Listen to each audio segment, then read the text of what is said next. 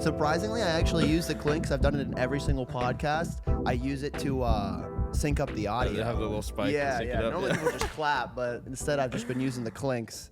Got those high frequencies. Shows up real nice. I'm thinking at some point we just break out the swords and we just start going at it. Just gash each other up. Just right here. Yeah, I'm down. But anyway, Seth was observing our chicken fetus on the wall there. A lot of guests have done that so far. Pretty juicy. Little decorative chicken fetus. One day we're just gonna cook it up and just munch on that. Did you ever have to cut open like we cut open what was it? Baby sharks in biology class. You did? Yeah. Holy shit. You didn't have that? Or like goat eyeballs?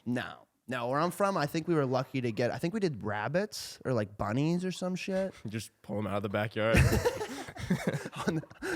Just on the way home. Yeah. Bring your own to school. BYO biology. Dude, you had sharks? Wait, what the fuck? That's crazy. Or not like fucking great white sharks, but like little baby shark. Yeah, they were like that long. That's you had to get that shit imported? I mean, I don't know. They come in buckets. You cut them open. I think ours just went to like the local hunter and was just like, give me whatever you have. You know? I grew up in a like weird small town, but our high school was like the biggest in the state. So we did have like kind of good resources in that regard. How many people did you have in your grade? My grade was like 600. I think there was shit. I think there was like 2,000 or 3,000 kids in total. So wait, you grew up in a small town that was like, what was it like? You said it was like 700, 800 people? Yeah. So the town I grew up in is Lesage, West Virginia. Boom. Shout out to Lesage. It has like, 700, 800 people, and it's like 25-30 minutes outside of like where the cities are, which our biggest city is like 40,000 people. So okay. Also not yeah, really cities. Yeah, my hometown wasn't 700 to 800, but it was like 7,000. Nice. So it's still super small, but I only had like 90 kids in my grade. Damn. Yeah. So I was thinking like, did you have like a huge commute to work or to school? Yeah, it was like 25, 30-ish Okay. minutes. Yeah. But we had cool electives. Like we had piano class, which I, obviously was in. Yeah. We had video production class, which Nice. I already like knew everything. So it was just fun to just fuck around and make videos. But that also like showed me that it was okay to show people my stuff. Cause up till high school, I was pretty like closeted about all my artistic endeavors. I don't know why. Just wanted to keep them to myself. And that kind of showed me that like people enjoy the stuff you make. You should just show them. Yeah, I think it's interesting doing almost anything creative because I mean, just naturally you get hate from a lot of people. Oh yeah, bro. I think especially in a town of 700 people. Yeah. Get called the F slur every day. Damn. Yeah, that's fucked, man. Yeah, no, it's tough. It definitely teaches you to like rely on yourself, though. I think that's kind of why I do everything just one man show style, like I do. Yeah. With the music stuff, play all the instruments, write, produce, record, mix, master, everything from the very end is me. Well, yeah. I mean, the first time I watched you perform, he played the drums, sang, and then he also played the guitar. And I was like, how the fuck? It's like like some like fucking Jimi Hendrix shit. Like, what the fuck, man? Like, it really is just like out of necessity, just because like I didn't have friends growing up that did that stuff, and I was like, well, I want this sound, so I need to figure out how to make this sound myself. That's crazy. So like when you were a kid, like what was your process? So when did you first get into music? And then also like, did you just naturally pick up on like the drums, guitar, piano and all that? Like, well, I was definitely just always artistic from like age 3 or 4. That was when I started drawing. So like drawing, visual stuff, oil pastels, like that was kind of my thing for a while. And then I actually got really heavy into like special effects makeup. So I was doing like, when I was like 9 or 10, I was working at a haunted house, like making up the zombies and like airbrushing people and shit. So that was my thing.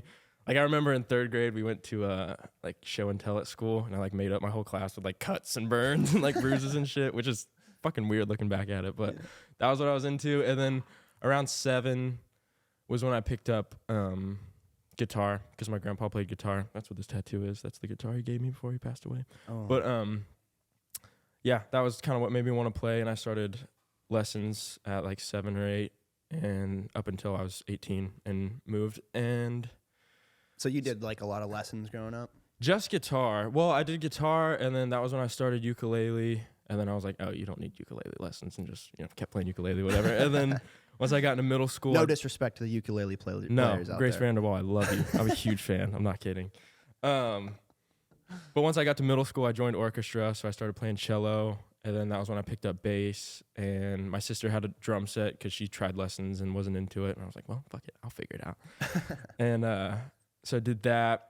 And I got like really heavy into live looping. So I feel like that was kind of what taught me to fill out a sonic landscape, sort of. And then sophomore year of high school, that was when I put out my first 2 songs. Finally had some that I felt happy enough with to let people hear. Damn. So And that's sophomore what I'm doing year, now. you released your first songs. Yeah. That's pretty sick, dude. I mean, not a lot of people can really say that. Yeah. Especially nah. coming from a fucking small town. Like, It's just like, it took me personally, like, to do anything creative, it took me basically a lot of acid and mushrooms to realize, like, wow, I didn't start maybe messing I around. should try this. Yeah. I didn't start messing around with that till after, but it definitely can be a good creative aid for sure. Yeah, dude. I mean, it opened my eyes for sure. I mean, in so many ways, but yeah, I mean, I just never, in my hometown, it was so industrial and like, it was a steel mill town. We're coal. Yeah, yeah. Oh, coal? Yeah. Okay. So I'd be interested to know what that's like, because steel is pretty fucking intense. I mean, you're basically around lava. If you're working in the steel mills, you're basically around lava every day. Yeah. You know? It's just ridiculous. I mean, coal's probably, I mean, honestly, I don't know which one's worse for you. Coal's pretty terrible. I mean, and there's like towns in West Virginia where the water's contaminated by like coal blasting that's just leaked into the water sources and stuff. So Yeah. that luckily that was not like where I lived, but yeah, no, coal's fucked up. Did you know a good amount of people who were like working coal and shit? No, not particularly. I mean, especially my friends, like a lot of them were just working regular jobs. Right. And then around 7 was also when I got like an iPod Touch, and you know, iMovie comes on Right. all the Macs. So I was just making videos on my iPod Touch and then fucking around in iMovie. And then my dad had some like shitty Nikon camera. I started messing around with that. Got like a green screen and stuff, was doing that. So kind of that whole thing was formulating as I was formulating the music stuff too. Kind of started right at the same time. And then I saved up and got like a Sony A7 II, like the Christmas package for like shit. $900 with Yeah. like the kit lens, 24 to 70 millimeter, all that shit. Right. And started reaching out to like local real estate agents. I Damn. was hopping on like So it just seems like you just naturally are just grinding all the I time. just Like it's not love even what I do. Like I just have Exactly. to do it. It's just a Yeah. compulsion. I don't know. That's crazy. Like it's not even a thought, because I feel like a lot of people who try and do like anything creative like that, or you know, video work, it's kind of like work, but it sounds like it's more just that's just what you had to do. It's just what I love doing, and I'm like, I don't know. To me, it's like I always see so many people that just walk around miserable all day because they just hate what they do. It's like, I don't want to be like that. If I can monetize what I love to do to some degree, I would much rather go for that than like maybe be making a little bit more money but be fucking miserable, or like go to college or something. That was never a thought for me. I was like, no, I'm not going to college. SAT, ACT, fuck you. I'm not doing it. Were you good in school? Like, did you get good grades and shit? Yeah, I was pretty good. Like, I mean, I understood everything, and like, I just didn't give a fuck. Like, it was just like, Yeah. if something doesn't personally pique my interest, I'm just gonna give it the bare minimum, or like copy a friend, or just like make friends with the teacher and they give you a good grade because they like you. Exactly. That's literally exactly what it is. Yeah. Dude, in my school, like the number one thing I learned going to public school was just how to get an A. Yeah. It wasn't like, hey, here's the information. It was like, what is the process to get the A or the B, you know? Yeah, no. And it's typically just befriending the teacher so she likes you or he likes you. Absolutely. And That's then- 90% of it. Yeah, that's literally 90% of it. Because if you're on like the verge of like getting a C and you're like at a 79, or like our grading scale was a little bit different, but if you're like a 79 on your way to a B, you should be like, please, Yeah. can I just get that 1%? Yeah. My mom is gonna be so upset if I don't get You're it. like, okay, And fine. I'm like, all right, fine. And then another kid asked that kind of annoys them in class. They're like, no. Yeah, literally, just picking favorites 100%. It's always an Public English st- teacher too. Dude, and what's crazy is like my school was like, it was like one of the top schools in the state. And it was so fucked up, dude. Yeah. Like so bad. Like once again, you just don't learn anything. Yeah, I think that's just school in general. I don't think that was just your school. Like, I was filled with so much more anger back when I was in school, just because like I felt like I was wasting my time all fucking day. And it's like, I don't know who I was talking to about this. Oh, I was talking to my friend Amethyst about this yesterday. But just like thinking about the schedule that I used to be on, and what I do now, it's like there's no, like I don't understand how I operated like that at all. Like especially when I was riding the bus and shit to school, waking up at like 5:30 in the morning, on the bus by 6, get to school at 7, you're there till like 3 or 4. Then by the time you get home, it's like all I've wanted to do all day is make something, and now I have no energy to make anything, and now I'm just mad about it, and I need to go to bed. Yeah. No, that makes sense. Yeah, dude, school is just, I just feel like public schools are so fucked at this point. Yeah. Like, it's just like, you don't learn anything. I mean, I've seen some stuff recently that's pretty crazy about it, but even when I was in school, back when it was still considered good, and we were one of the top schools, you didn't really learn anything, like, at all. Oh, especially like being in school during COVID. I don't know if you were. No. Yeah, so my junior year, or like end of sophomore year, I think, and most of junior year was all COVID time. I'm only 19, so yeah, it was a lot of online stuff, and like our school made some sort of rule where like your grades couldn't go down past whatever they were whenever school let out. And I had like A's and B's, so I was like, fuck this, I'm not doing anything. Wait, really? Yeah. That was actually how they handled that? Yeah, and that was Holy like, that was shit. like prime time for making music. That was like when I put out those first 2 songs. So I was like, well, I'm just home all day, and also like am having a lot of feelings because the world is terrible right now. So let's make some songs. Damn, so they literally were like, all right, whatever your grades are right now, it can't go lower than right now because school's just not, we just don't have school. Yeah. Or you did have school, but it was online. Yeah, and I was like, well, I didn't even know that they did that. That is fucking crazy. And I was like pretty dead set on like, well, I don't plan on going to college. Like I'm already working as a videographer. This is what I want to do till I can like actually make music happen. So I was like, well, I'm just going to keep doing what I'm doing and not do school because this is stupid. And then we kind of went back like senior year, and it's just, I feel like the entire attitude of the school was just like, we're just done.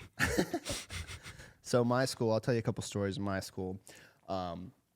One, we had this teacher, I'm not going to say his name, but he was our math teacher. And, well, I found out a couple things. First, whenever he came to his interview for the school, he showed up in an Indiana Jones outfit. I'm not kidding. I fuck with that. And they hired this man. And so he shows up in an Indiana Jones outfit. And so he gets hired, whatever. And he's my geometry teacher. Indiana Jones was a professor. So, I mean, I guess. You know, maybe it was some type of, like, charismatic decision. Yeah. You know, maybe it worked. But he, like, wanted to coach the soccer team for, like, our school, which was fine. But this one girl didn't like him, and she wanted her dad to coach the soccer team. So they dug up this information on him. He went on Pinterest and, like, posted something about, like, watching Star Wars stoned. And the school fires him middle of the year. is this guy Harrison Ford? I think he definitely had a Harrison Ford fetish. But so they fire him middle of the year, and then the rest of the year, I'm not kidding, we learned nothing. He just shut the door, would shut the curtains to the room, and we would watch the NBA or movies for half the year. So I literally learned nothing about geometry. Yeah. I swear to God, like, I know nothing about geometry. Yeah. No, I had a geometry tutor, and I would pay her to leave early. She'd like come to my house and be like, here's $20. Get the fuck out, please. I love you, but please leave. But It's also the same teacher that when we were waiting to go to class once, I was with my friend, and we were like, blah, blah, blah, Mr. whatever, I'm not going to say his name. We were like, oh, Mr. Blank, why'd you shave? And he just looks at me and he just goes, I had to get your mother's stank off my face. I low-key love teachers like that, though. No, I did too. Like, it was so funny. But it was just like, it just shows you, like, the caliber of, like, teachers. Yeah. That, and, like, that a really good school in Ohio had, you know? and, like, you kind of can't blame them for not giving a fuck because it's, like, they get no respect all day. No, like, hardly any None. money. Almost none. Yeah. No respect. It's like, why would Absolutely, you? Why dude. would you have passion still? No, for sure. And then you get fired midway through the year for a ridiculous post on Pinterest about how you were stoned. Like, Everybody gets stoned and I was watch like, Star Wars. yeah, I was like, we're going to dude. smoke out of this peace pipe and watch Star Wars after this. Like, I felt bad for him because, like, he had kids and a wife, and I was like, dude, like, I mean, just wanted to watch Star I, Wars, man. dude, I literally got stoned like And giggle a little bit. every day for like 3 years. You know, like, I do. There was a big issue in California that like students would go to school high, like all the time, especially Yeah. especially once it was legalized in high school. In fact, among my grades, it would be who could be the first one to get high in the morning.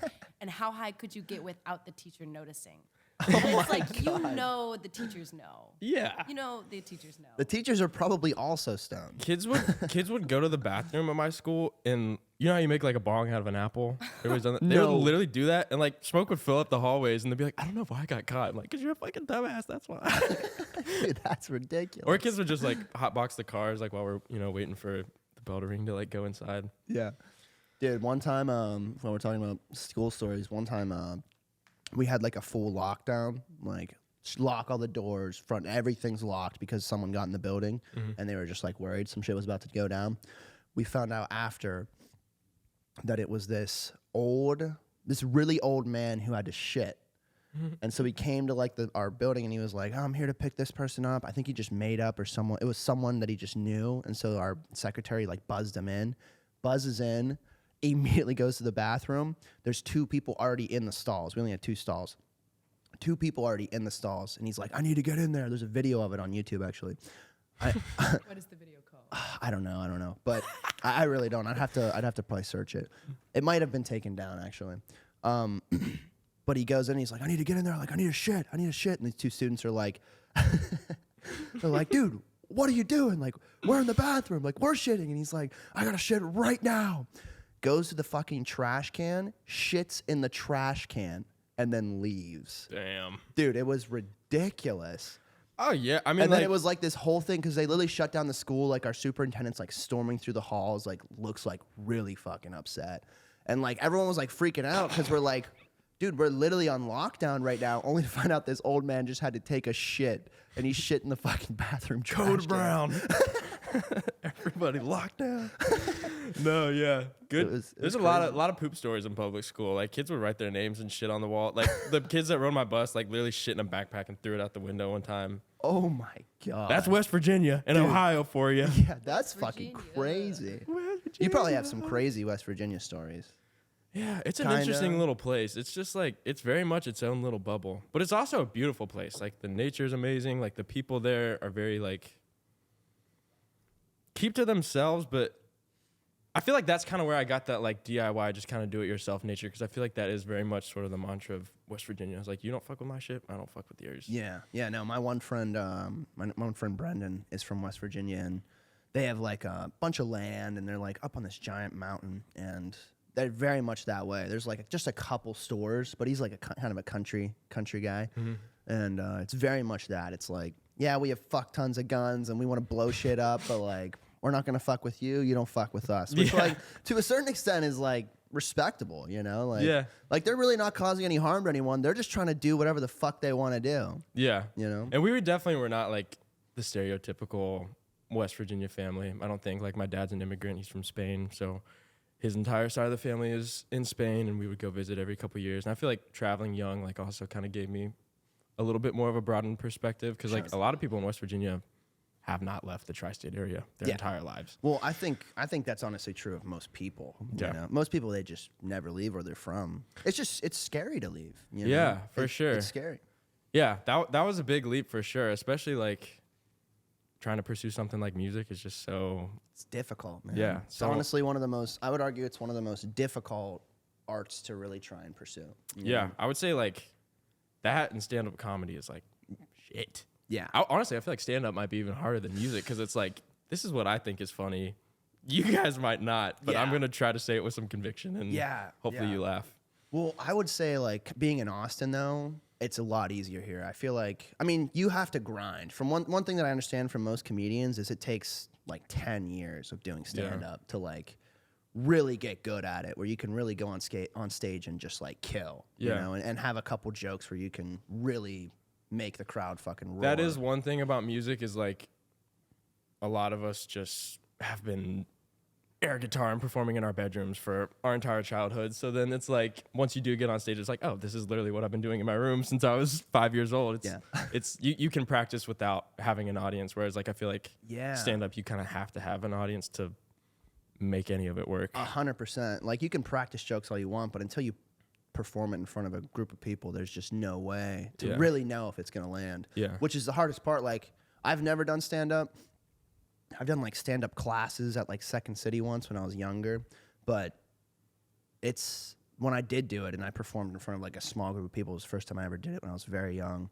And I absolutely bombed. I mean, it was horrible. I didn't know what the fuck I was doing. There's no way I would And do like my stand-up. face got so red, and I started doing like weird shit with my body, dude. I was like doing like this on convulsing. stage. Yeah, like pretty much just like the amount of anxiety of like just so scared, you know? Well, like performing. So it takes fucking balls, yeah, you know? performing in general used to be my biggest fear. Like straight up panic attacks before. Like I could not do it. Or if I was like in a room with people, they're like, "Hey, sing something." I'm like, just freeze, lock Dude, up.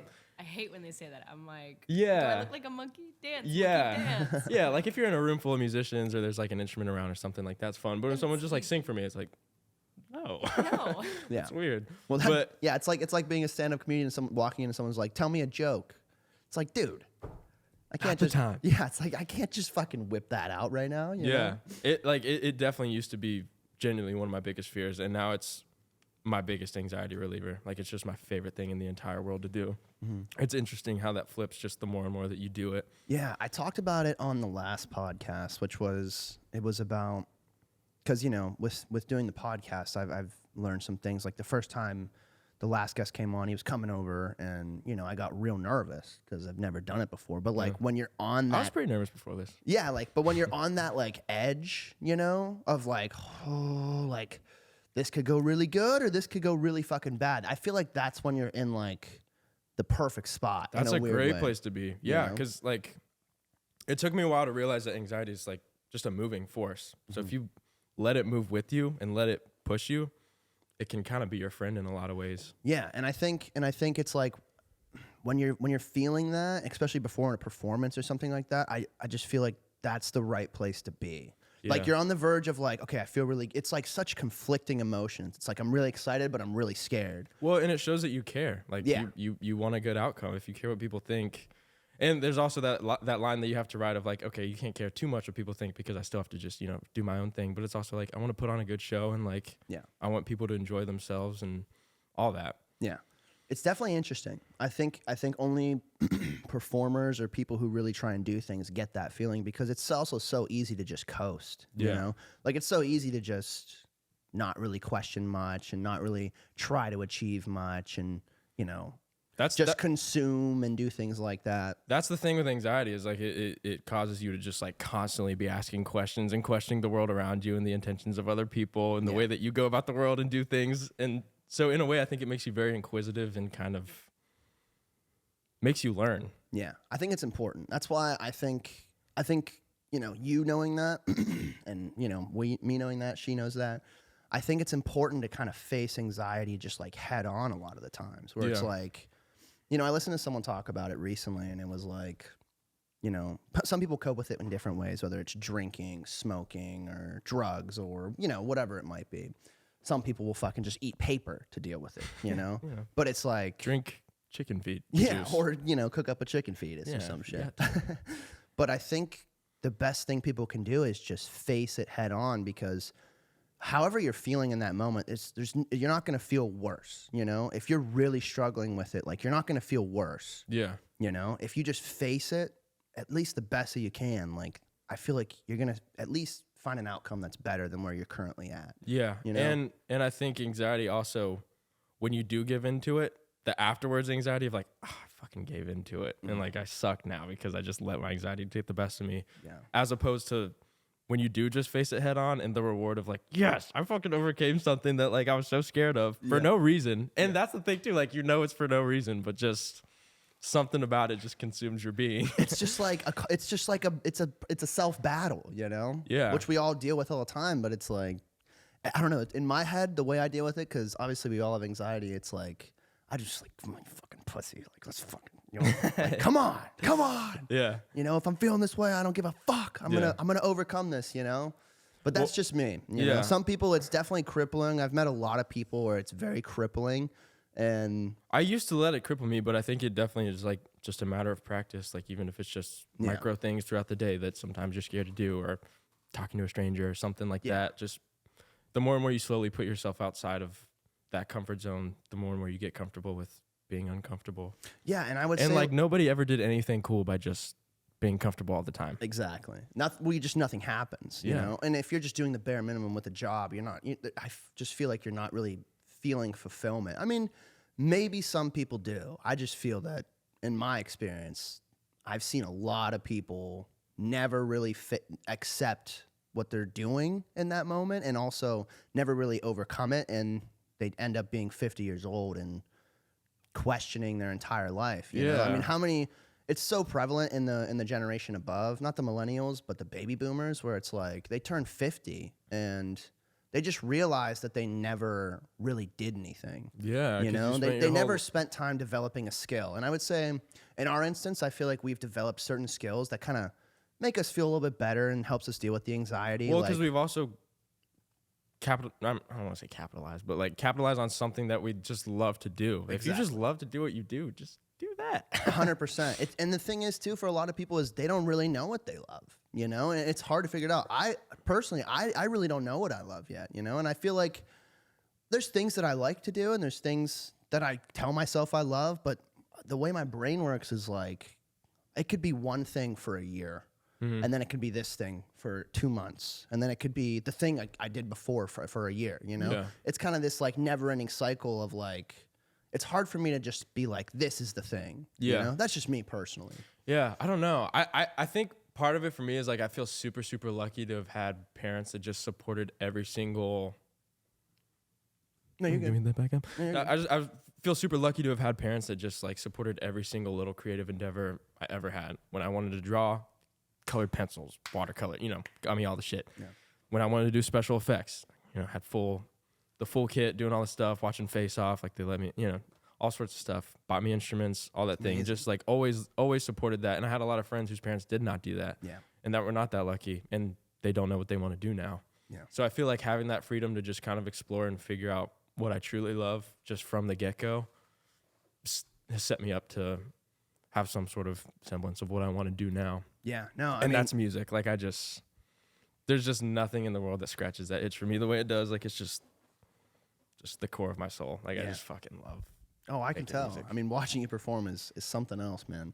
But no, I mean, I had the same thing with my mom. You know, like I remember being a freshman in high school when I played football, and I was like, Mom, I'm going to the NFL. Like, I want to go to the NFL. And she's just looking at me and she's like, you can do it. She's like, I'm like I was like 5'4", you know, like I hadn't hit puberty yet. I'm literally sound like this. Like I'm like, Mom, I'm going to the NFL.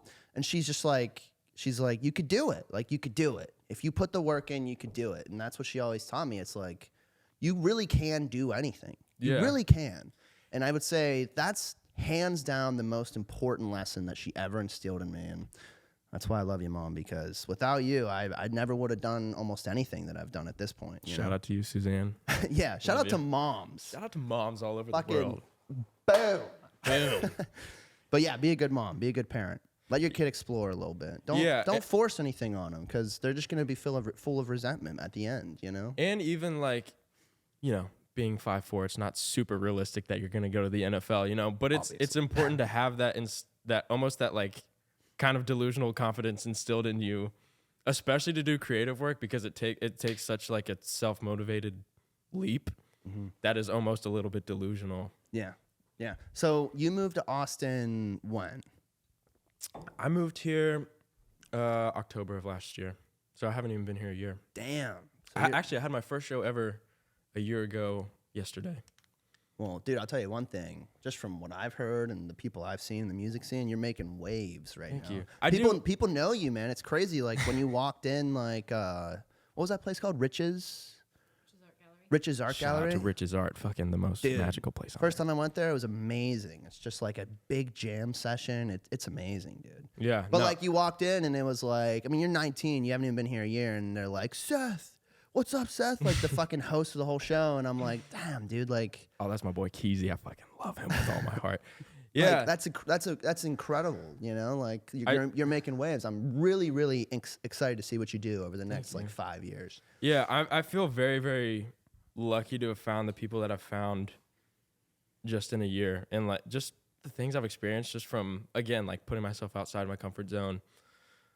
When I moved here, like I didn't know anybody. I didn't know shit, and I got here in October. By February, I I had the backing band put together.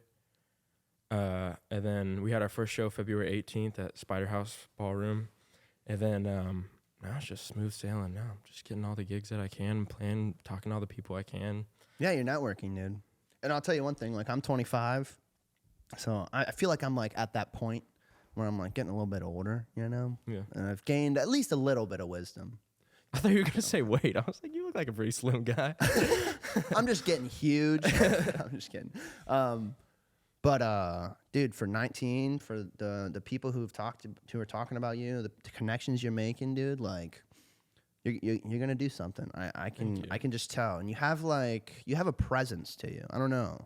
Thanks. No, and I feel like one thing I'll tell you too, because whenever I first moved to Austin, I started my job with a huge YouTube channel. It's called ZHC, and I met all these famous people, and you know, and these influencers, and you know, being in Austin was so crazy, and I learned a lot. But one thing I did is I kind of let my ego go a little bit for a short period of time, where I just kind of felt like I was untouchable to a certain extent. And I'll just tell you one thing, being young. Must be nice. Yeah, because I was young.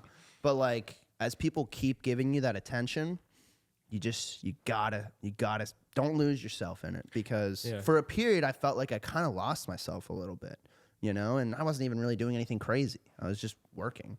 But it's like you meet some famous people. If you meet a big artist who's like, dude, you're incredible, like that's gonna make you feel so good, and it should. Yeah. But just don't let that ego get out of check, because you'll start making some crazy decisions that you would never normally make in your life. It's definitely easy when like people are being so nice to you after shows and stuff like that. But I do feel like I'm pretty good about keeping that in check, and like I think my inner self-critic is a little too big to let me get to that point, you know?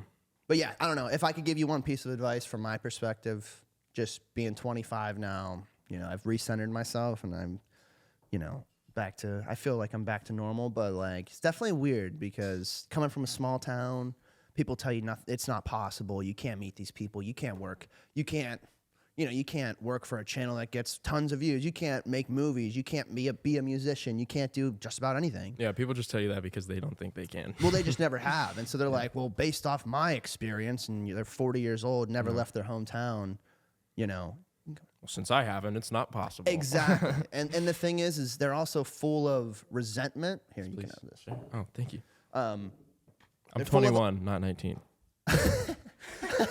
Corrections corner. Yeah. But yeah, they'll just tell you can't do it. And if there's one thing I've learned, they are so fucking wrong, dude. Like, you can accomplish pretty much anything you want in life.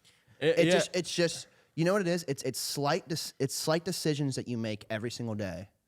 You know, it's slight decisions you make every single day. It's, I'm not going to watch TV today. I'm going to edit, or I'm going to make a video, or I'm going to work on music. I'm going to do this, rather than, going to the bar, or pretty much just spending time not focused, you know? I think a lot of what... Which is still valuable, but yeah. Yeah, in its own way. Yeah. I think a lot of what kind of does keep me focused is like that inner critic and that anxiety of like, well, like this is cool, but you need to keep doing more. Like you shouldn't sit on this for too long, which in a way is like, I'm like, damn, sometimes I don't take a moment to just like be grateful for what's happening. But at the same time, I'm always kind of on to the next thing, because I'm scared of like losing the momentum that's already happening or whatever. So I think that does kind of keep me in check of like not getting too caught up in, you know, letting loose and all that. Yeah. Which, you know, I do sometimes. Well, of course. Yeah. I mean, it's good to let loose every once in a while. Yeah. Trust me, I let loose. Dude, the last like 3 months I was letting loose a lot. Yeah. Well, and for me, letting loose is being on stage and just being crazy, and like just because like that's when I just feel the most myself, and that's who I was so scared to be for so long. So now it's just so liberating to just be up there and just like, I just fucking love it. Yeah, no, I can tell. Can we pull up his Instagram so we can talk a little bit about some videos you make and just some content you produce? Yeah, the videos have been, I think, a huge helper since moving out here. I'm very glad I had the videography skill already established, because I feel like this has been a huge way for me to get gigs. And like, I just love it. I love making content around music and just like, I don't know, showing little bits of my life, because this is my little world that I get to just be in all day. And I love it. I love just being in my head all day. Yeah. So it's fun to just like share that with other people. If you want to click just the... There's a little Beatles cover. Yeah, let's hear it. See so weird watching yourself, right?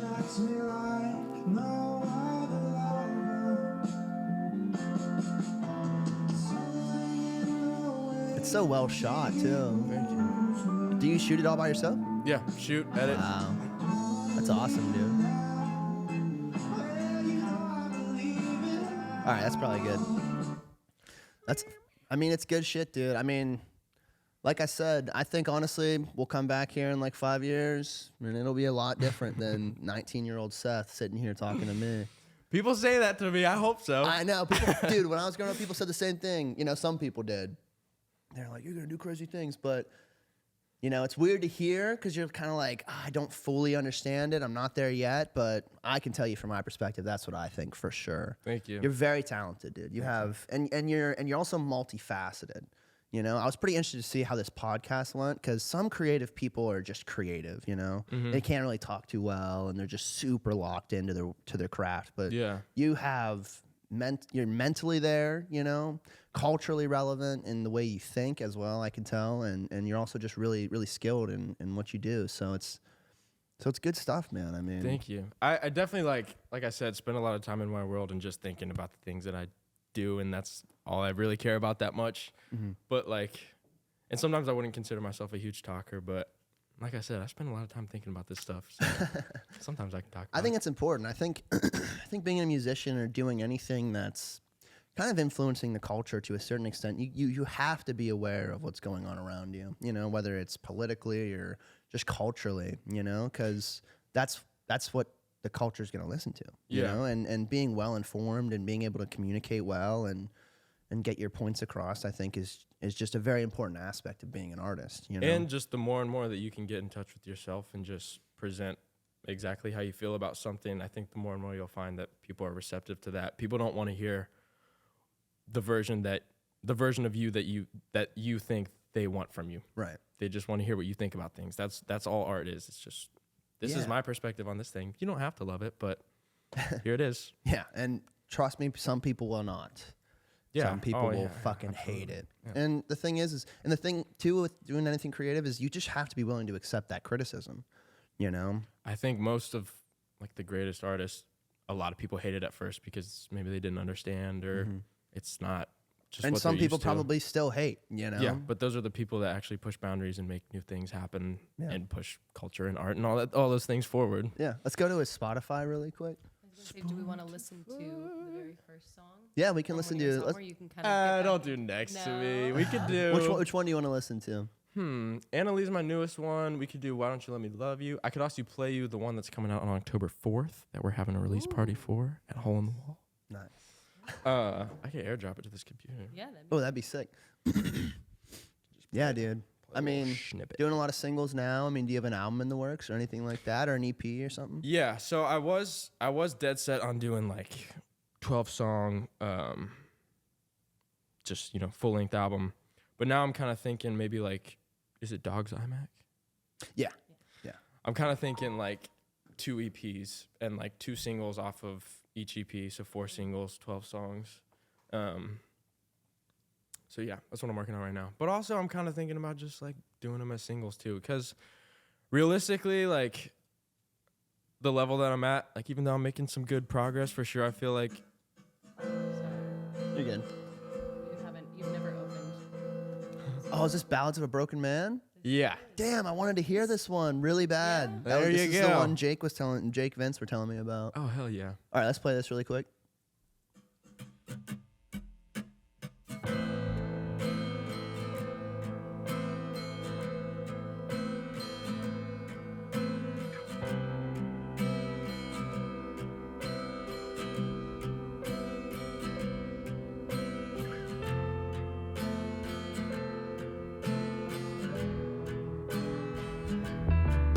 The calm in the vacant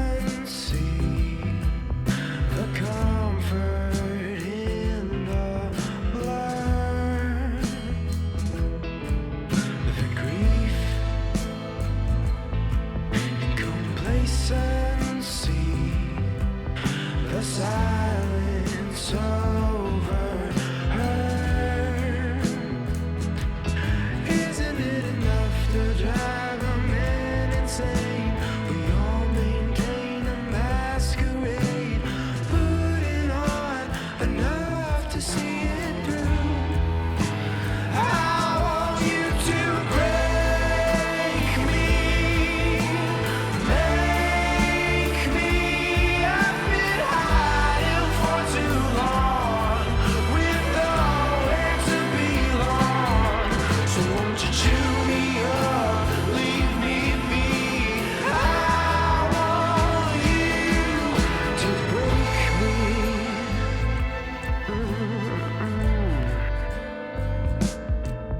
The fun,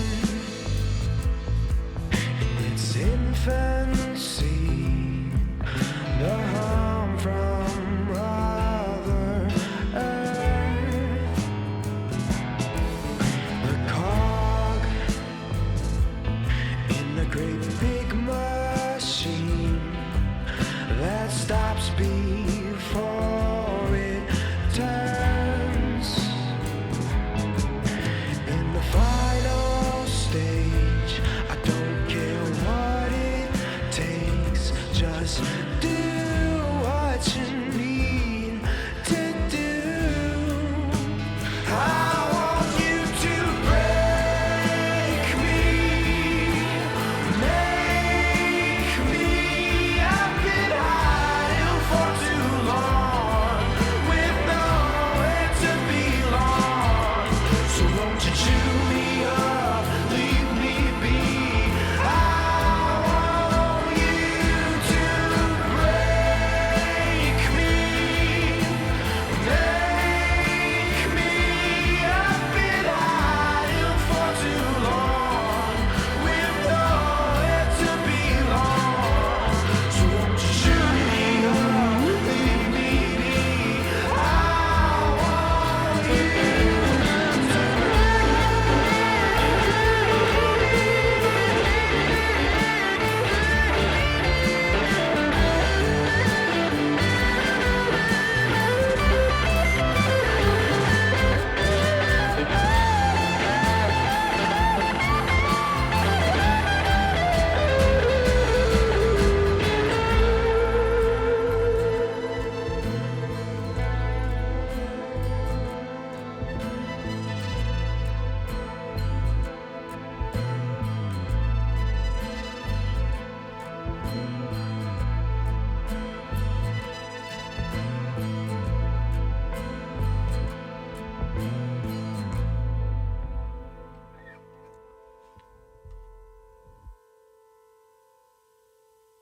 Yeah, someone pushes Yeah. you consistently to your breaking point, and then eventually you're just like, all right, this is what we are. Hopefully you never break up with your girlfriend, man, because I can only imagine what we're gonna get after that.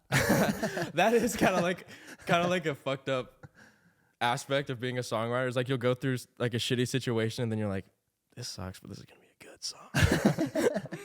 it's all Makes material. sense. It makes sense.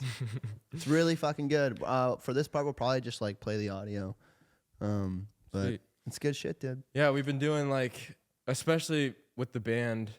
Yeah, I just love playing with the band. Like, solo performances are cool and definitely like highlight a certain aspect and like showcase the songwriter. But for me, it's playing with a band, man. Like, I just really get something out of playing off of other musicians. And I feel like my music in particular definitely lends itself to a band setting. Right.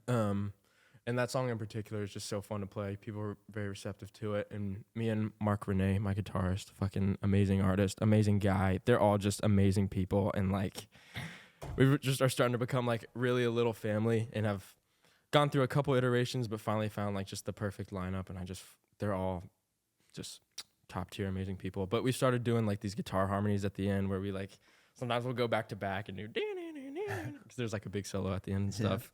But yeah, just adding those little things and performances and stuff like that is a lot of fun. And being able to play with the songs before they're out and kind of test them on audiences and stuff is a really cool new thing that I'm getting used to. Because I used to not perform at all. Like I said, I used to hate it.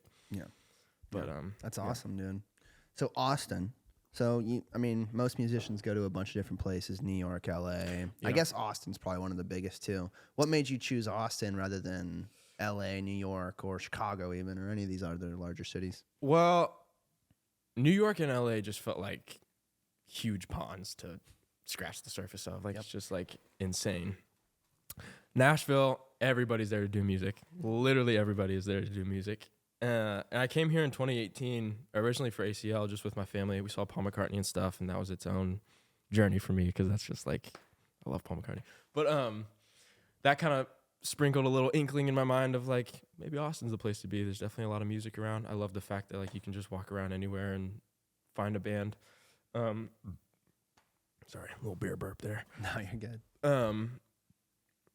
And then I came back in 2021 for ACL when it was actually time, high school was ending and it was time to start thinking about, what the hell I'm going to do. I was like, I think Austin's just the place because too, it really had, coming from a small town, there's still some sort of like, people are very friendly and just down to help you and like get involved in your community. And if you help them out with things that they're doing, they're very happy to help you out and provide opportunities and whatever else. So I don't know. There was just something about Austin I really resonated with. I feel like you can feel the happiness of other people. Like people are just happy to be here.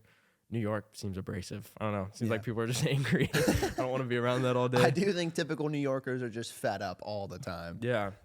No, I agree, dude. Austin's and like it's been interesting. I would rather be part of something that's still kind of growing rather than, like I said, try to just jump into this massive ocean of people that are already super established and know exactly what they're doing. Yeah, no, that's literally the exact same reason I came to Austin. I went to school in Chicago for like 3 years. COVID happened, and in Chicago, like it was great. I would definitely say like creatively, really amazing. Mm-hmm. Like you just feel the energy of the city. I can't even explain it. Like and it's motivating, but it's so big, Yeah. It's so big and it's so hard to like get in. You know what I mean? How big is it compared to Austin?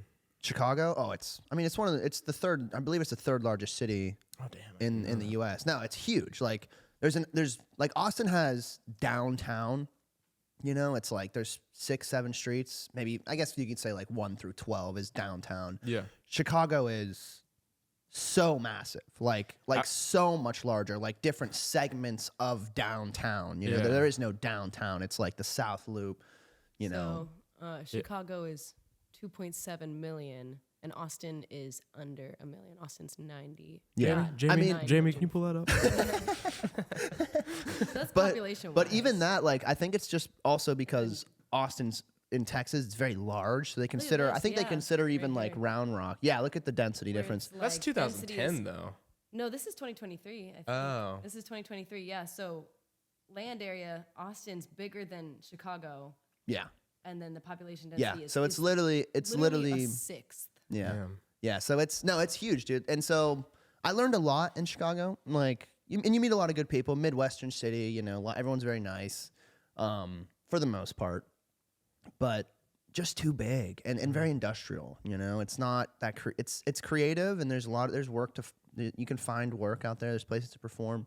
It's a city, but it's like you said, like going to a massive city and trying to embed yourself into the scenes there. It's so difficult. Yeah. Because you kind of need to have like that with someone or whatever it is. But I feel like Austin, it's a lot smaller, so it's easier to get the in with the group of people. And also, like you said, like you're a part of the growth. You're like Austin in 10 years from right now, it's gonna be like a Chicago, Sure. It's gonna be like one of these massive downtown areas. Yeah, and to me that's exciting. Like I want to get in on that. Yeah, exactly. It'd be like being a part of Chicago when it was becoming Chicago, or being a part of New York or LA when it was becoming New York or LA. Yeah. Which is so exciting because it's like that's how you get your roots there, And so no, I moved here for the exact same reason you did.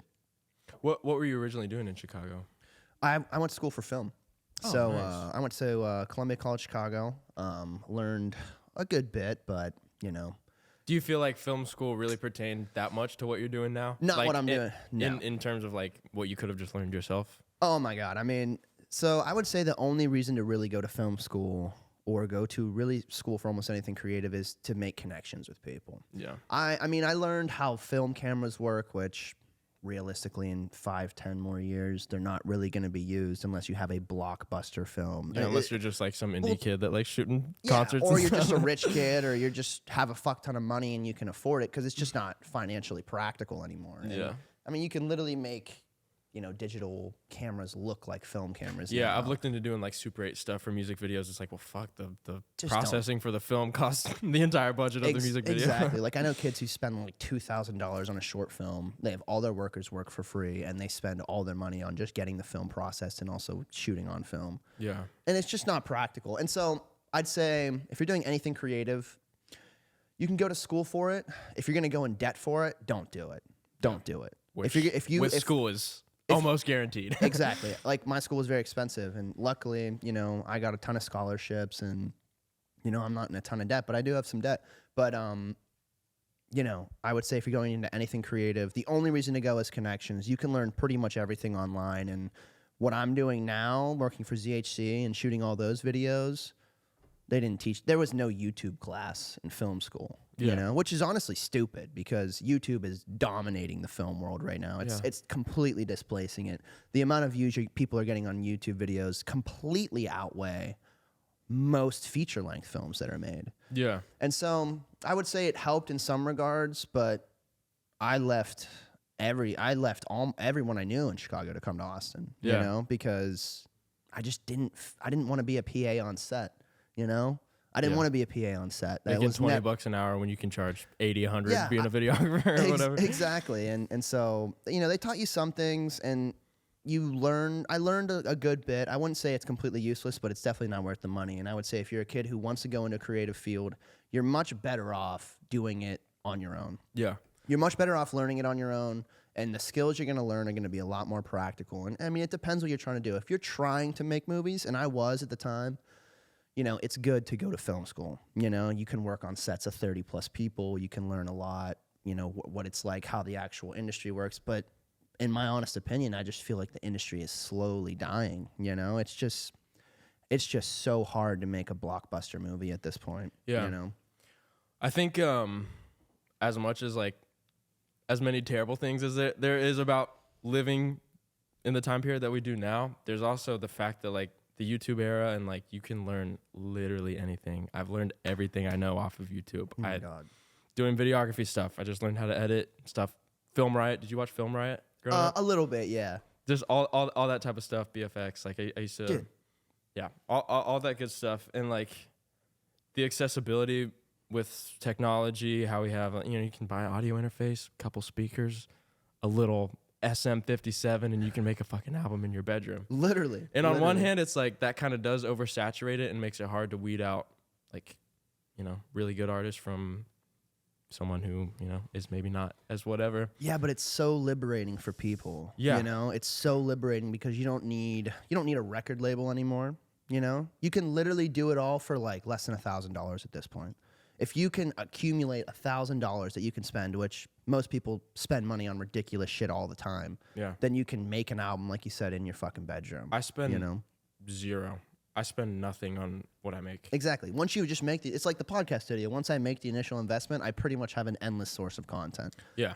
And so I agree 100%. I mean, I learned most things that I actually realistically use on YouTube and on the internet. It's basically just free education. I also learned some shit that's really stupid that I didn't need to know on YouTube. But honestly, colleges at this point, it feels like you're just, the way I explain colleges, and maybe you don't agree with this, but they are desire-filled indoctrination camps, in my opinion. Because what is the college experience really to people?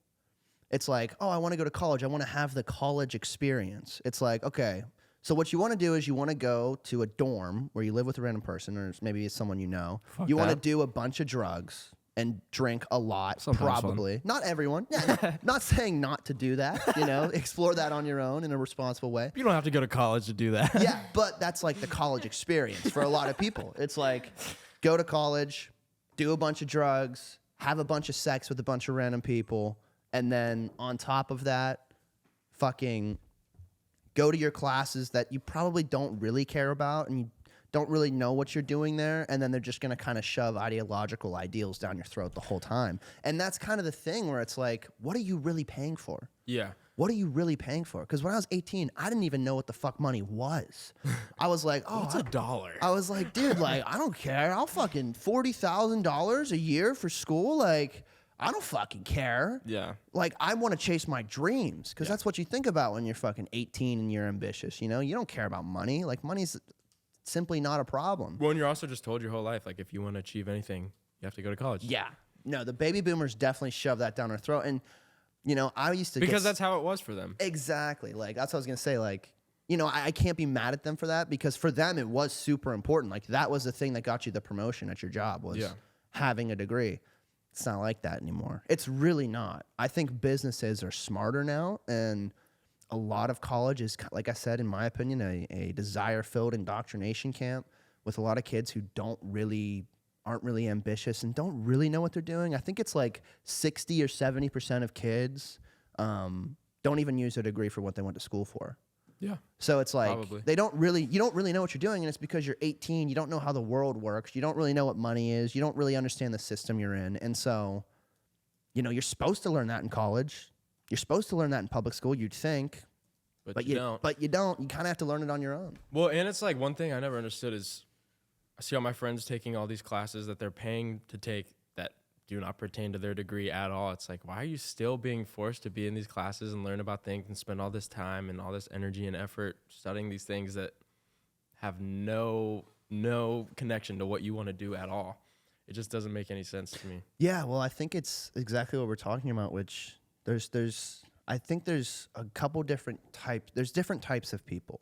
You know, there's people who think the way you think, which is, you know, this is what's actually practical for me. Here's the things I'm trying to achieve. And then there's people who get caught up in like, okay, this is what I'm supposed to do in life. You know, Yeah. I'm supposed to go to college. I'm supposed to get good grades. I'm supposed to do this career. I'm supposed to have a good job. I'm Yeah. supposed to have all these different things. But then there's people like you who are like, no, here's what is actually practical for me. You know what I mean? Yeah, this So is it's what kinda- I'm good at. Let's do this. Exactly. And like, so it's kind of like there's sheep, and then there's kind of like the free thinkers. And I would argue you're definitely on the more free thinking side. And I would hope you know, so. in society, there's always been sheep. You know, sheep in a society. In the caste system, it was 99% of people were just in this system, and they never questioned anything. But Well, it's also too. It's like there's not necessarily anything wrong with that. Like there's some people that are perfectly satisfied with just working a regular job, going to school. That's their thing, and they hang out at home and whatever. 100%. And But like there's also just people that just want to do a little more. And Yeah. I think you need both. 100%, and I agree. You 100% need both. The only thing that worries me is just people who do have those dreams that kind of just suppress them down, Yeah. and then just never really try to get them. You Yeah. know, and then they, like we said earlier, they turn 50 years old or 40 years old, and they never really tried to do anything. Yeah. And they have a midlife crisis. Exactly, they have a midlife crisis, and then they throw everything away. They'll throw their family away. They'll start, you know, whatever. it Or they'll is. use the money that they've spent their whole life making and spend it on crazy things or whatever. Exactly. And so I just think it's our generation's job to not do that, you know? It's our generation's job to recognize the problems with the upper generations, which I would argue that is one, and be like, look, if I have something I'm trying to do, I'm going to at least try, you know? It might not pan out, but I'm going to at least try in a responsible way. Don't just throw your life away, but like in a responsible way when you're young, try, because at least you can die telling yourself, you know, I tried, Yeah. and not die and go, wow, I never tried to do this thing, you know? I think our generation too is becoming more and more aware to that and not necessarily subscribing to that like kind of I agree 100%. that past ideal. So I am excited to see where that goes. I think Gen Z gets so much shit for some reasons that I think are valid, but also a lot of reasons that are not valid. It's very valid to not want to just serve your boss all day and just do what you're told and like do this work that does not fulfill you at all. 100%. And our generation is 100%, in my opinion, breaking the mold of like what it is to be just a person, you know? Yeah. And to Prioritizing being a person over being a worker. exactly. And I That's think not what we're put on earth to do. the debt is one of the main things. Like I know a kid who went to school for 2 years. He went to a Christian school, so it was very expensive. It was like $50,000 a year. Damn. Yeah, and they didn't have any scholarships, but it was like her parents were like, "Well, you need to go to this blah blah blah blah." You know, kind of forced into it. Didn't really know what he was doing. I wonder how many kids there. Went to school for 2 years, $100,000 in debt, no degree, quit. I wonder how And many. now he's a UPS driver. I wonder so how he's many getting paid well because the UPS Oh, drivers yeah, they are just got getting raised, right? paid well now, which is fucking great. Honestly, I want to be a UPS driver. For real. I wonder how many of them, one, don't believe or don't care about the degree that they're chasing, already in debt, and two, Let's fix that curtain behind you really quick. Sorry. I know it's a little tight over there. It's fine. That's good. how many of them don't need the degree that they're chasing, and two, how many of them probably don't even believe that strictly in what they're doing, and their parents probably just make them go. It's like, you're not living for yourself at all. 100%. And you know, that's the prime for the midlife crisis, you know? Yeah. It really is. And so no, it's crazy. I mean, the debt part is the scariest part, you know, where it's like, once again, like I said, when I was young, no idea what money was. I literally just had no idea. I mean, I knew money was in my account from working, and I would pay for things, and I knew I was like, well, I need to have money in the future to make things work. But you don't really know. Like, I wish that colleges would put like a briefcase in front of you or like the bank would of like, okay, here's 1 year of your tuition. This is what it looks like. And you can like hold the money and just be like, what? Yeah. Like, what? Like, this is so much fucking money. So that you actually like grasp it. But instead, like, it seems like the banks want you in this kind of broken system so that you're in this literally like basically never ending debt cycle. I know people who've been paying off debt for 20 years and still have like 60, 70,000 in debt, and they went to school for a normal degree. Yeah. You know? And so it's terrifying because you're basically taking out a house loan when you're 18 years old and you don't own property. Yeah. You don't really own anything. Yeah. And if you went, sorry, not to interrupt No, you. you're fine. You're fine. If you went to the bank when you were 18 years old and you said, okay, I want $160,000 to invest in myself, the bank would never give you that money. Like, if you were like, give me $160,000, I'm going to pursue music. Yeah. And I'm going to pursue videography. You're never getting the money. Yeah, it sounds like a terrible investment. But for some reason, when you say, hey, I'm going to go to school for psychology, they'll give you $160,000 for that degree. Yeah, because they can hold it over your heads and eventually make more money. Than Because 160. you're in never-ending debt. You can't afford a home. You're going to pay $700 of every single one of your paychecks to the fucking banks, and then you're going to pay it for 30 years, and you're never going to really own anything. Yeah. And so that's what they want. And that's what it feels like, especially right now. I don't know how you feel about this, but it really feels like the system that we're in is so against us in so many ways. Dude, life is so expensive. I wouldn't say I'm like, super financially savvy, whatever. Like, I make pretty good money. And I also very much limit the work I do to like, I'll make what I need, and then I have all the rest of the time for music because that's what I really care about. Yeah. And that's what I'm going to do. But, yeah, no, it's rough out here. It's rough, man. And it's like everyone gives Gen Z a bunch of shit because it's like, oh, you guys do this, you guys do that, you guys are soft. And it's like, dude, do you understand the system we're in? Like, when you grew up, you could work a summer and pay your college tuition. Oh, yeah. That's not even close to an option. Yeah, when now. I first moved out here, my grandma was like, so you like buying a house or what? I'm like, who the fuck do you think I am? No. You can't buy a house for $4,000 anymore, Grandma. I'm sorry. Yeah, I know. It's tough, man. And so, just ease off Gen Z a little bit, dude. Yeah, Grandma, chill. We have some fucking tough shit we're dealing with, and we got to fix all your fucking problems that you cause for us. Yeah, for real. We're not going to get Social Security, dicks. Kind of another what you were saying kind of reminded me of this Ram Dass quote of like the most valuable work you can do, or the most valuable contribution you can give to the world is just working on yourself and just doing the things that you love. And I just fully subscribe to that. Like, Yeah. you just follow what you like to do more. And it also makes the people around you, it inspires them and makes them want to do the things that they do more. And Yeah. it's just a beautiful thing. It really is. And I think it also touches on a really interesting topic as well, which I think is meaning, like you said, loving what you do, which is kind of just having purpose every day. I feel like so many people in our generation, they really lack purpose. They lack a reason to wake up every day. I mean, religion is gone. So before, not that it was better, but before it was like you had religion or you had some type of thing to believe in, some type of thing to put your faith into. Like, I would argue you put your faith in music. You put your faith in videography work. For sure. And so it's like super purposeful and meaningful to you. But so many people don't have any skills and they don't have religion. And so they're just left with nothingness, just purposelessness. you know? Yeah, and stuck in a system that does not work for them. Exactly. At all. A system that's It's literally not meant to work for them. a system that's literally built against them and is meant to make them fail. And so they're filled with so much resentment, which, you know, is a huge problem for society. And so, you know, when you say like, you know, do something that you love, it's like you have to find it too. You know, you have to find it. And especially in today's age, it's not easy to find things you love.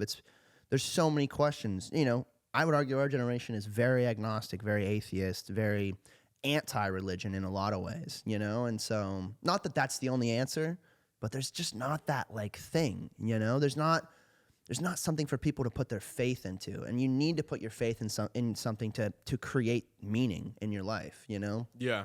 Yeah, I think, I don't know, for me, like, the most valuable faith comes from the faith that you put in yourself. Yeah. It just kind of creates, like, a very positive cycle of Yeah. meaning for you. Yeah, and your music is clearly super purposeful, you know, and people love that, you know. That's why people love watching you, is because they kind of get, like, in a weird way, it's like they kind of get like a glimpse into your experience. Yeah. You know, like well, that's how it is they with, feel that meaning for a moment. yeah. And that drives them, you know. And that's a fucking beautiful thing, too. Like, even though I'm still on a very small scale. I'm playing small venues. Like, we're not big time stuff by any means. But, like, playing these songs that I literally wrote when I was 15, sitting in a room in West Virginia wanting to kill myself, literally. And then having people be like, this is fucking dope. Like, this is amazing. Moving to Austin and, like, having this whole experience and watching these songs take on a new life is the most beautiful and fulfilling and rewarding thing in the world that just makes me want to keep doing it more and more and more. Yeah. And I would also argue, like, music, too. It's, like, our generation's therapy. You know, like, you know, even 20 years ago, you couldn't just get in your... I mean, you could turn the radio on, you know, and listen to music that way. But like, it's so specialized now. Yeah, and so... But now it's like you can get in your car, maybe you have an FM transmitter, or you have, like, an aux cord, or whatever the fuck it is, and you can listen to any song you want, you know? We have literally the entire catalog of recorded music history from the last 100 years available at our fingertips. And it's unbelievable. And so I would argue, like, it's our generation's therapy. It's why music's so big now, because, like, you know, it's kind of like that escape from that system that feels like it's so against you. You know, when you drive to work and you hate your job, you listen to some music because it's like, this is my moment to enjoy something, you know? Well, and because artists are putting words to experiences that you haven't necessarily been able to put words to, and then that makes you feel almost loved by the music. It makes you feel seen and makes you connect with that artist so much more. Yeah. I always say that, I've said it for a long time. I think since I was like 18, I was like, in a weird way, music is like the ultimate form of brainwash, you know? In what way? Or almost like mind control. Because, like, you put a good song on and your emotions change. Your thoughts change. Yeah, everything around you changes, and you're just in the moment, you know? Totally become enveloped in like, whatever world that music is. I always imagine, like, being in, like, you know, the 1200s and someone pulls out, like, a fucking flute or, like, one of those old instruments and starts playing music, and then, like, you literally are just manipulating that person's mind. Yeah. You know? And you don't really know what anything is, and so you're just like, oh, my God, mind control, you know? Or, like, brainwash. Well, I also just kind of have this theory that, like, everybody has some sort of musical inkling inside of them. There's just something about music that connects with every single person. Yeah. Cavemen were banging on fucking walls with sticks and shit and drumming and making songs back in the day. And it really is just a beautiful thing to watch. Like, even if someone who doesn't know any technicality behind music or anything, like, if you just show them a couple things, if you can just be in a room full of people and be like, no, you just play this, here's this little set of things that you can work with, and watching them just, once they're able to let go of, like, it's music, it's scary, I don't know about it, and just watch people play, I just love that. Yeah, no. And when you think about it, like, philosophically too, it's so weird because, like, what's really going on when someone is making music? It's like, okay, here's these vibrations that are for some reason matching up, right? It's almost like, it's very spiritual. It's like, okay, here's vibrations that you put together from different sounds that match up in a rhythm that manipulates the brain, that you're hearing and literally changes everything around you. It's just vibrations that match up. Like, you play a song that's out of key, or you try and play two instruments that aren't in the same key, like, your brain notices. Yeah. So it's so weird because it's like, correct there.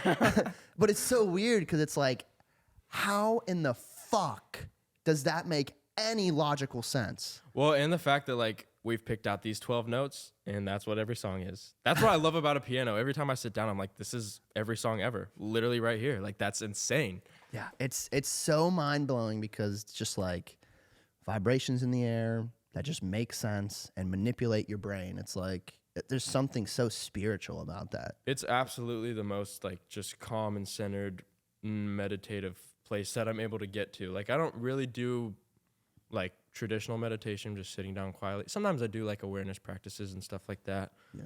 But when I'm just sitting down, especially like learning a song by ear or something like that, you're just so engaged with that and just trying to figure those things out that you're not thinking about anything else throughout the day. And that's the only time that I'm not thinking about everything else that I have to do, all the stressors of everyday life. Like it's just something about it just engulfs your soul in the most like perfect way. That's amazing. Who would you say like your top artists are, like just that have influenced you since you were growing up? Paul McCartney is like just the model for my life and everything I love to do. I would also, I'm going to look crazy, but like Paul McCartney, the Beatles, and Wings. Those are like, the Beatles are Paul McCartney's other band, and then Wings is his band after the Beatles. You really like Paul McCartney. Yeah. And I also just really find myself inspired by artists like him that are doing everything themselves. So like where my style really, really comes out is like classic 60s, 70s stuff. Like that's just what I grew up on. That's just everything I love. And just that entire world, the mantras, everything that the music is about, the attitude towards it, the fact that people were just so fucking talented and just had to sound exactly the way that they sound on the record and all those things. I love that. But then I also kind of comes from like the new generation of the bedroom pop artists, people like Dayglow, Boy Pablo, Tame Impala, people that are able to just record from home and writing these beautiful songs who are also inspired by those. So yeah, where my kind of worlds meet are like classic 60s, 70s stuff meets like the indie pop guys. Mm-hmm. That's awesome. How long are we in? An hour and 13. Cool. Anything else you want to talk about, or it's gonna be good to wrap this up? Like I said, Ballad of a Broken Man is dropping on October 4th, and we're having a triple threat release party at Hole in the Wall with Eddie Angel, who's an amazing local artist, indie pop. He's got like a fucking beautiful soaring voice. He just released a song called You and I, which that's what he'll be pumping there. And then my homie Gilad Bogner, who is just an amazing human, amazing musician, just all around, just genuinely just good person. He just released a song called Looking Back this past Friday, so we're all kind of doing a joint release single party at Hole in the Wall on the 4th, and I think it's going to be a vibe. And if you live in the Austin area, you should absolutely come, because it's going to be a good time. Other than that, yeah, follow me on Instagram. I make hella videos all the time. I'm kind of looking into getting into YouTube and doing some more longer form type stuff. I'm also looking to produce more artists, so that's kind of what I want to move into this year. If you're looking for a production, you know, always down for that. Otherwise, yeah, I think that's everything I got.